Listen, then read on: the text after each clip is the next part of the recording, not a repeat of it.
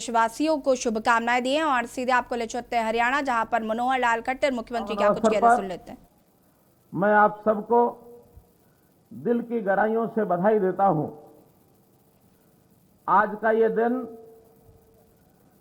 सन 1947 के पहले महज एक तारीख थी, एक डेट थी, लेकिन 1947 को यह हमेशा के लिए यादगार के रूप में दर्ज हो गया।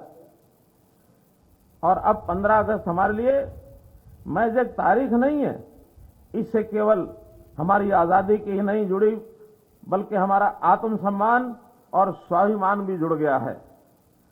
74 साल पहले आज के दिन हम भारतवासी आजादी की खुली हवा में हमने पहली सांस ली थी।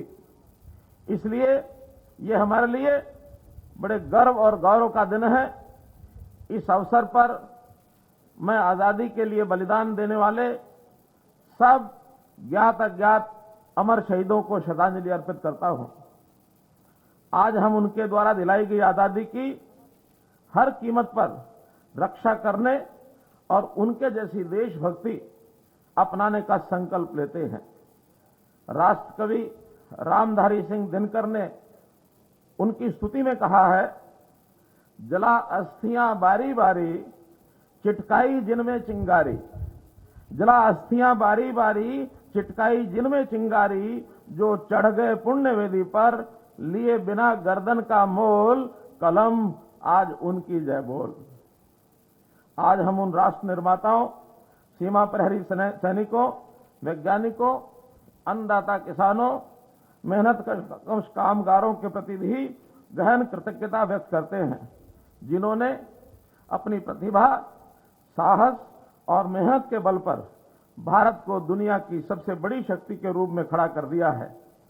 मैं पिछले सप्ताह ही टोक्यो में संपन्न ओलंपिक खेलों में देश का गौरव बढ़ाने वाले खिलाड़ियों का भी अभिनंदन करता हूं। हमें गर्व है कि इन खेलों में हरियाणा के 30 खिलाड़ियों ने देश का प्रतिनिधित्व किया और अपने दमखम व खेल कौशल से सबका मन जीत लिया। मुझे इस बात पर भी गर्व है, देश के स्वतंत्रता आंदोलन में हरियाणा वासियों ने अपनी अग्रणी भूमिका निभाई। सन 1857 की क्रांति तो अंबाला छावनी से शुरू हुई थी। हमने अपने शहर बल्लभगढ़ के राजा नार सिंह तेवतिया ने 1857 की क्रांति में अंग्रेजों को नाको चने चबा दिए, ये भी सुना है। हरियाणा के वीरों ने देश की सीमाओं की सुरक्षा में भी बड़े बलिदान दिए हैं। हमें गर्व है कि आज देश की सेना में हर 10वां सैनिक हरियाणा से है।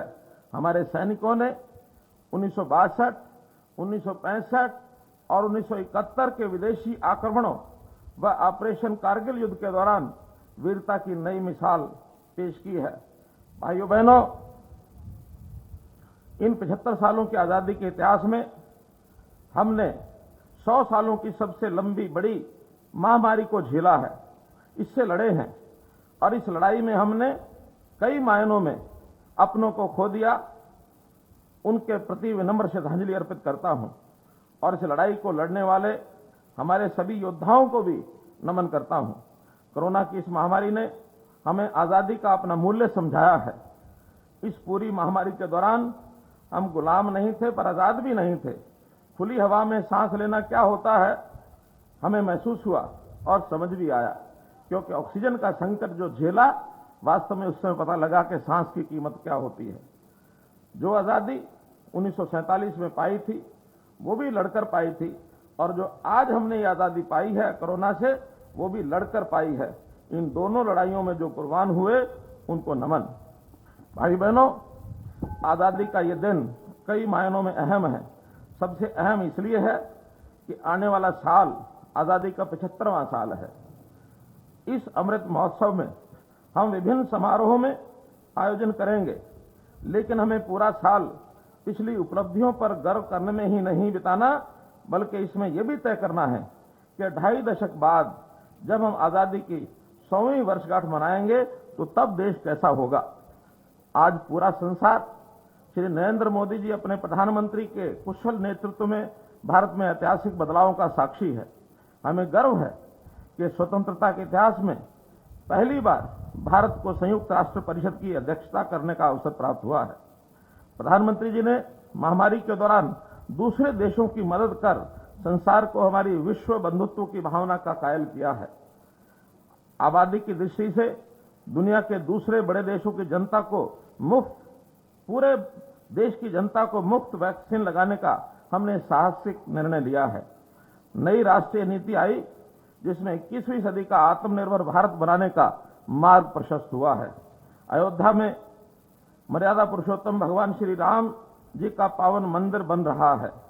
हाल ही में राज्यों को ओबीसी जातियों में अपनी सूची बनाने का अधिकार दिया गया है।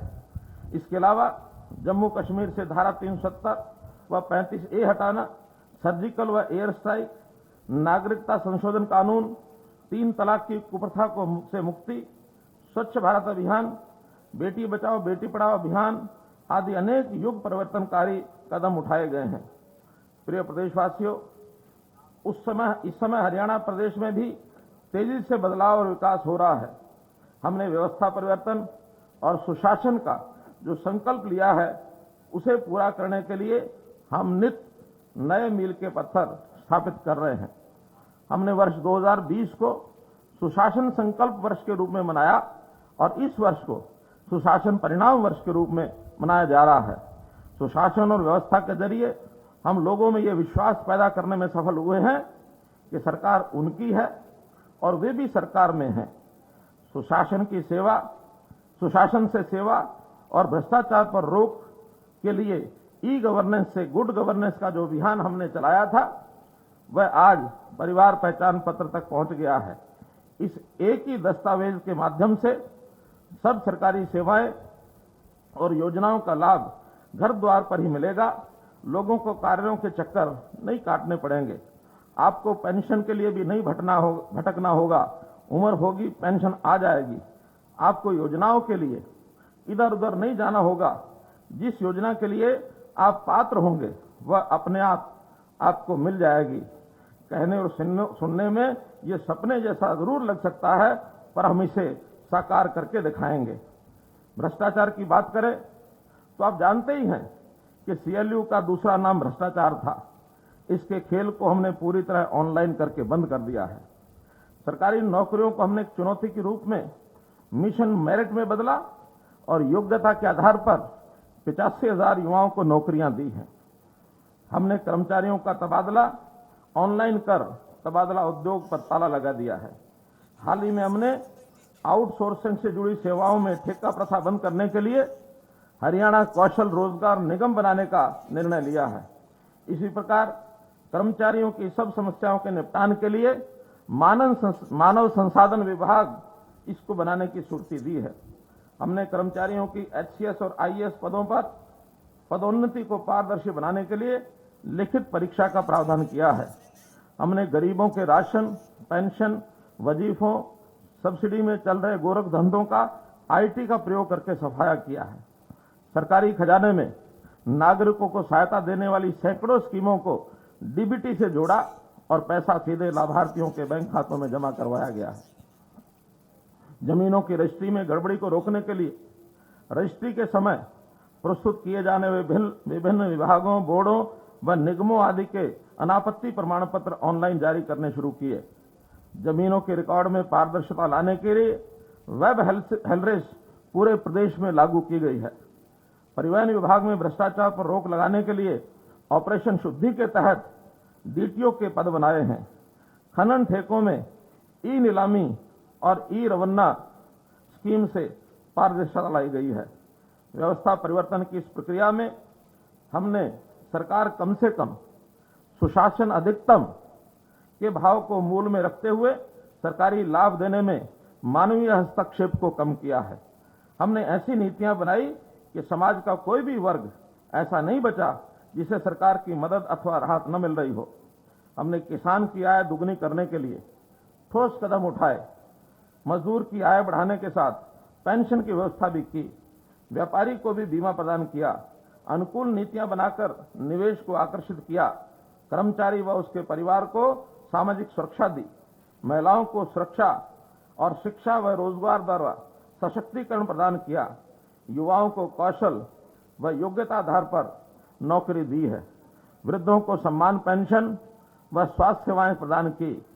विवादों के समाधान के माध्यम से हर उस नागरिक को राहत दी जिसका कोई भी मामला किसी भी कारण से सरकारी स्तर पर लटका अथवा फंसा हुआ था। किसी भी संकट के समय हर नागरिक की समय पर मदद के लिए डायल 112 सेवा शुरू की। गरीबों को हर योजना व सेवा में प्राथमिकता प्रदान की। भाइयों बहनों, अंत्योदय के लक्ष्य को हासिल करने के लिए प्रदेश सरकार सबसे पहले उन लोगों पर ध्यान केंद्रित कर रही है जो सबसे गरीब हैं।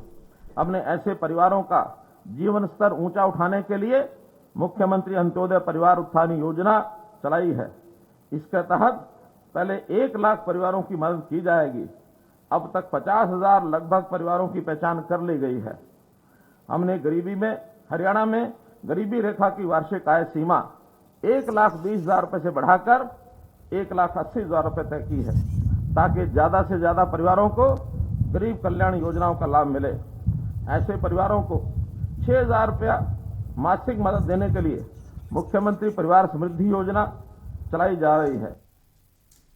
तो हरियाणा के सीएम मनोहर लाल खट्टर को आप सुन रहे थे, जहां पर वो स्वतंत्रता दिवस को लेकर तमाम लोगों को संबोधित कर रहे थे। फिलहाल जश्न आजादी में रुकते हैं एक छोटे से ब्रेक के लिए। हम जल्द हाजिर होंगे। आप देख रहे हैं के न्यूज, खबरों का सारथी। समस्त क्षेत्रवासियों को 75वां स्वतंत्र दिवस एवं रक्षाबंधन जन्माष्टमी की बहुत बहुत बधाई। मैं नगर पंचायत दिनेशपुर के ओर से अपील करती हूँ कि